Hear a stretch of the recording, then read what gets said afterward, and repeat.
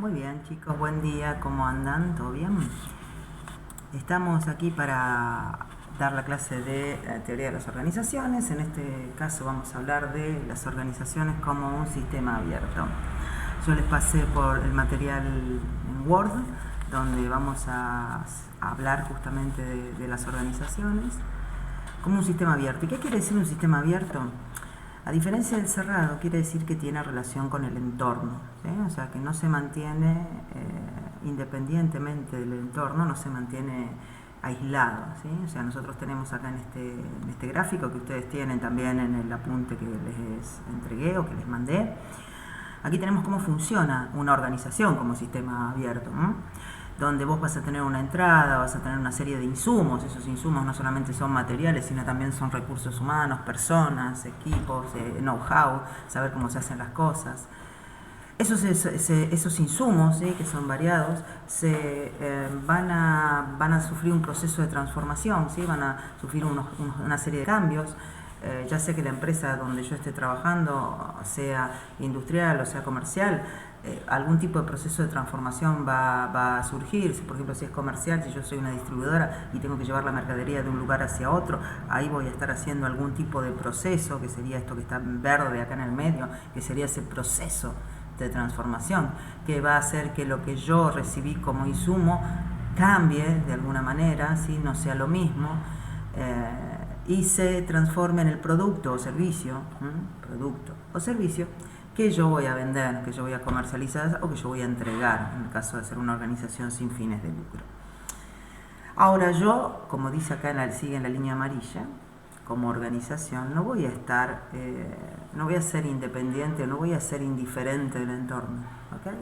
Yo voy a tomar, si soy indiferente del entorno, tiendo a desaparecer, básicamente. Entonces la organización en general no puede ser independiente del entorno, porque si no desaparece. Entonces necesita tomar cierta información de ese entorno y de la realidad que los rodea, de los clientes, de los proveedores, del entorno demográfico, de cómo van cambiando las normas del medio ambiente, de un montón de cosas que influyen en la organización. Entonces yo necesito nutrirme de esa información, ¿sí?, y poder retroalimentar. ¿Qué quiere decir retroalimentar? Volver al inicio. Retroalimentar es volver al inicio, pero de una manera mejor, con mejor información, más capacitado. Es como que después de dar una clase o de escuchar una clase, recibir una clase, uno está un poco más preparado para llevar adelante determinada cuestión. Entonces, bueno, eso es un poco lo que hace una organización como sistema abierto.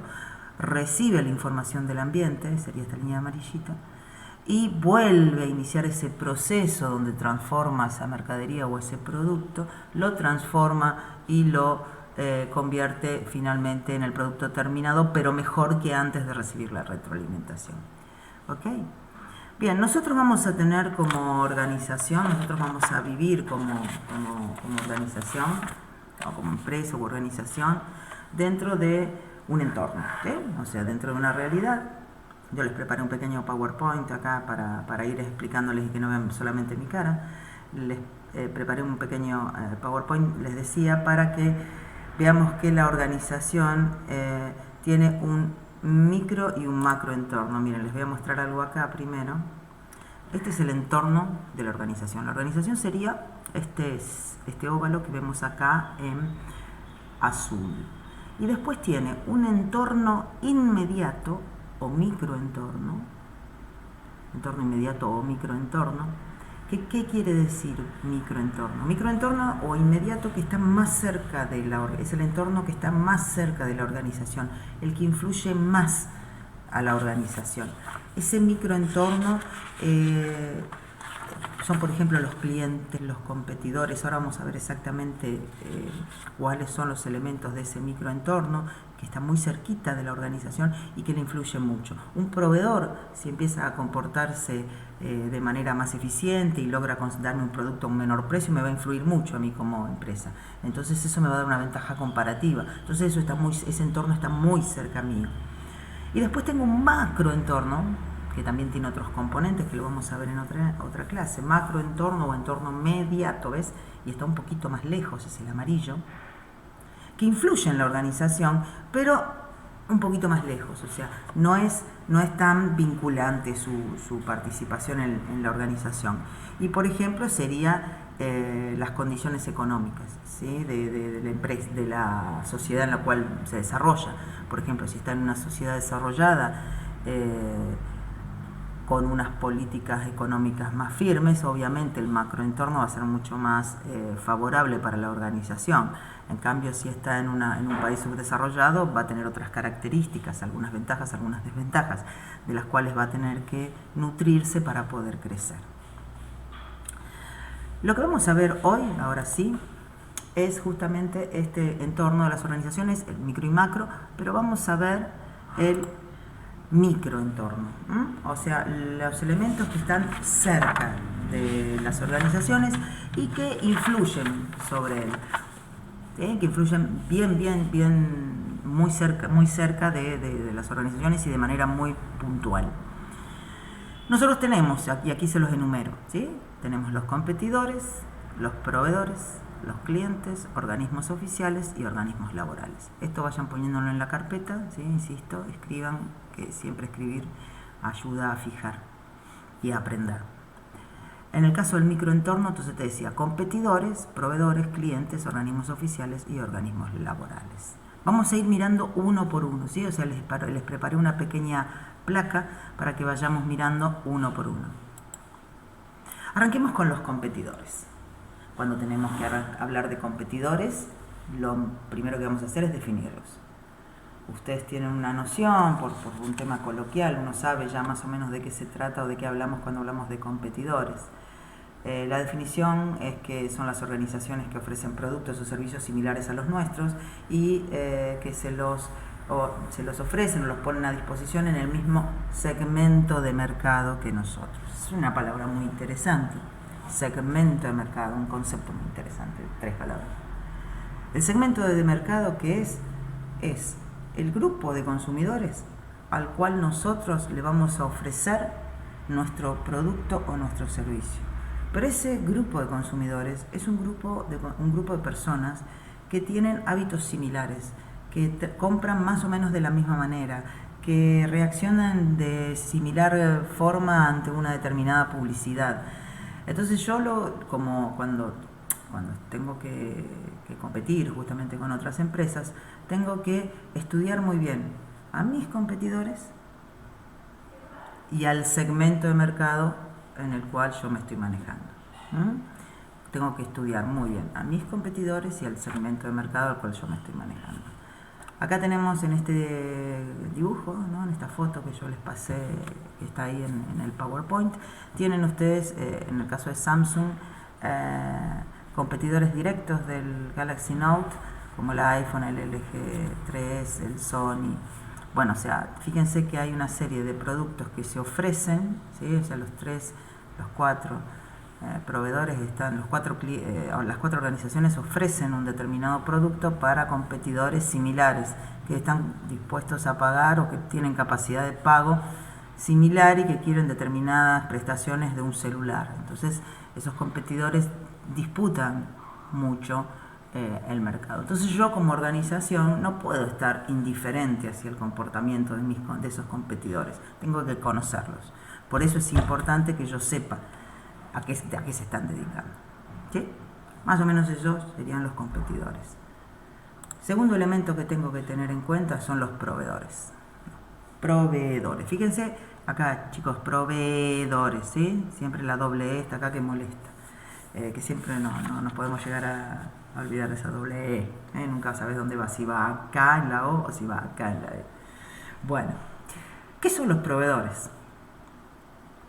Los proveedores, bueno, son básicamente las personas que nos abastecen, las personas o empresas que nos abastecen de productos o servicios para nuestro proceso productivo. El ejemplo que les pongo ahí es que para una carpintería el proveedor sería el aserradero, que es el que yo me dedico a hacer sillas, necesito madera para hacer sillas. Entonces la persona que me vende a mí la madera es mi proveedor. Esos proveedores los clasificamos en proveedores de productos, proveedores de productos, estaba señalando con una virome en lugar de con el cursor. Proveedores de productos, proveedores de servicios y proveedores de recursos. Los proveedores de productos son los que venden cosas, cosas tangibles que se pueden tocar. Sería madera, alimentos, vajilla, ropa deportiva, etc. Los proveedores después pueden ser de servicios. Lo que me venden es algo intangible, no lo puedo ver, no lo puedo tocar. Sería el gas, la luz, los docentes que vendemos nuestra forma de enseñar, nuestros conocimientos, el ponerlo a disposición de los alumnos, los escribanos que hacen una escritura o certifican una firma o cosas así por el estilo. Y después tenemos una tercera categoría que son los proveedores de recursos, de determinados recursos particulares, como por ejemplo los recursos financieros, ¿sí? O sea, una empresa siempre va a necesitar, es muy normal que necesite, disponer de recursos financieros para poder llevar adelante o inversiones o manejar su capital de trabajo, pagarle a los proveedores, pagarle a los sueldos, o sea, necesita cierto manejo financiero, por lo cual tiene que ir a pedir dinero probablemente a algún lado, entonces tenga que ir a pedirlo, por ejemplo, a bancos, cooperativas, prestamistas, etc. ¿Sí? Entonces, bueno, nada. Proveedores, segundo elemento fundamental, ya primero dijimos competidores, segundo proveedores, segundo elemento fundamental de mi microentorno, o mi entorno inmediato. Vamos al tercer elemento, y que no por ser tercero tenga menor importancia. Este es el más importante probablemente, que son los clientes. ¿Quiénes son los clientes? Los que me compran a mí. Son las personas o las organizaciones o las empresas que consumen y compran los servicios o productos que yo genero como organización. Bueno, de acá de clientes podemos hablar podemos hacer un libro, ¿sí? De todo cómo tenemos la importancia de conocer o no conocer esos clientes, pero lo vamos a clasificar nada más que en dos tipos de clientes. Vamos a quedarnos por aquí nada más. Vamos a hablar de cliente activo y cliente inactivo.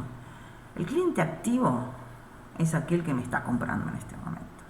Está feliz, está contento con con el producto que yo le vendo, le interesa seguir comprándome, y ese cliente lo tengo que cuidar mucho, ¿sí? Lo tengo que cuidar mucho porque no lo tengo que perder. Es el cliente que habitualmente me realiza compras muy seguido y en un periodo, y que lo hicieron hace un periodo corto de tiempo. Después este cliente lo tengo que cuidar, pero después tengo que también trabajar mucho sobre este cliente, el cliente inactivo.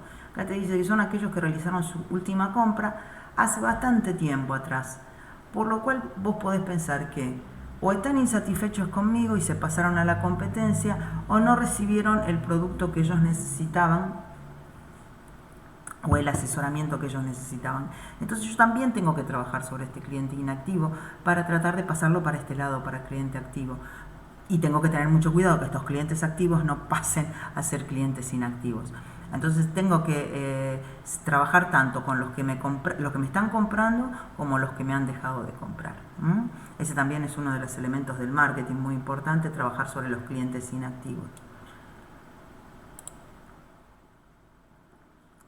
Por ejemplo, acá hay un pequeño detalle, cuando yo voy hablando de clientes, ¿no? Y que ustedes no son clientes, pero imagínenlo así un poquito para hacer un parangón.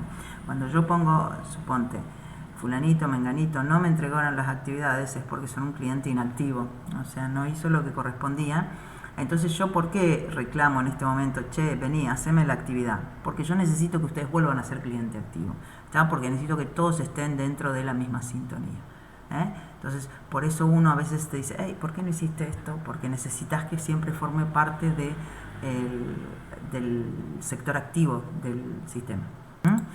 Vamos al punto 4, organismos oficiales. Aquí tenemos el Estado.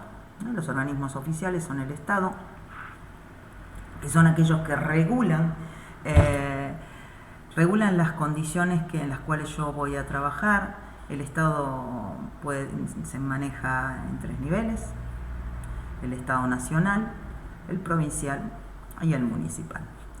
El Estado nacional, fíjense que es esto que está acá con el farolito, es la AFIP, AFIP, la deben haber escuchado alguna vez, es la Administración Federal de Ingresos Públicos. Se dedica a cobrar los impuestos a nivel nacional. Yo voy a tener que cumplir con todas las reglamentaciones y con todos los impuestos y con todas las normas que establezca ese organismo.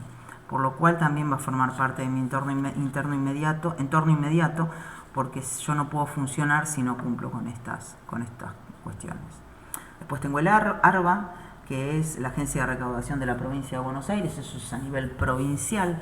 También voy a tener que cumplir con los impuestos y con las reglamentaciones que se me impongan a nivel provincial. Y finalmente voy a tener el municipio, ¿sí? Fíjense, bueno, acá te dice, se debe poseer certificado de habilitación antes del inicio de una actividad comercial. O sea, yo voy a tener que ir a pedir permiso a la municipalidad antes de iniciar cualquier tipo de actividad comercial. Demora, como te dice acá, el trámite demora 30 días, así que anticípese. Por eso forman parte de mi entorno inmediato, porque yo no puedo trabajar sin tener en cuenta estos tres organismos. Y por último, y tampoco no menos importante, es algo que no puedo omitir, son los organismos laborales que regulan. Los organismos laborales son aquellos que regulan la actividad de mis empleados. Acá en este caso, dentro de organismos laborales hay varios. Yo, para no profundizar demasiado en este tema en este momento, solo les voy a nombrar a los sindicatos, que ustedes deben haber escuchado en la televisión muchas veces hablar de sindicatos, qué sé yo. Bueno, los sindicatos son las asociaciones de trabajadores agrupados en función de sus actividades. O sea, fíjense que acá en este cuadrito tenemos varios tipos de sindicatos, ¿ves? Tenés la bancaria, que agrupa a todos los empleados de los bancos. Después tenés los camioneros, que agrupa a todas las personas que transporten mercadería de un lado para otro. Qué sé yo, después acá tenés SUTEBA, que es parte del gremio de docentes bonaerenses, el que dirige Baradel. Bueno, así tenés UPCN, es Unión del Personal Civil de la Nación, o sea, los metalúrgicos, la UOM. Bueno, tenés muchos sindicatos, Entonces esos sindicatos también tienen determinadas normas, se han establecido paritarias y determinadas relaciones laborales, tienen un convenio colectivo de trabajo que yo tengo que respetar como empresa al momento de tomar un empleado, ¿sí? Entonces hacemos así un pequeño repaso, vuelvo hacia el principio y aquí. Vimos entonces en esta clase los distintos elementos o componentes del microentorno, del entorno que nos acerca a las organizaciones, que están muy cerca de las organizaciones, que son los competidores, los proveedores, los clientes, los organismos oficiales y los laborales. ¿Ok? Bueno, hasta aquí llega esta clase de micro y macroentorno. Seguiremos en la próxima y buen fin de semana, chicos. Cuídense.